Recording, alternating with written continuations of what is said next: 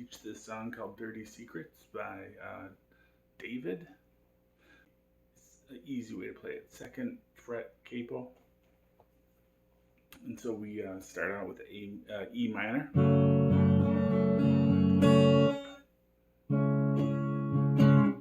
B minor. C. A minor.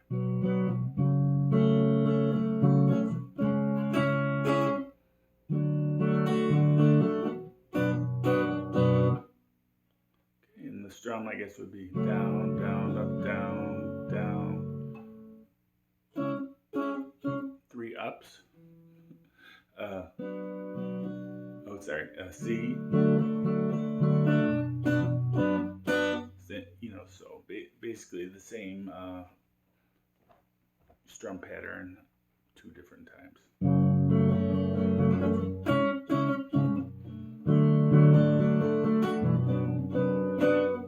Then, like, if you want to play some of the riffs in there.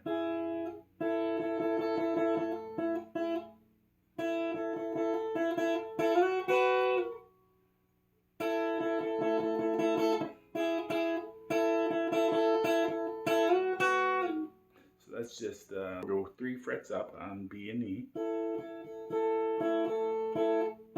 And then we go 2 and 3.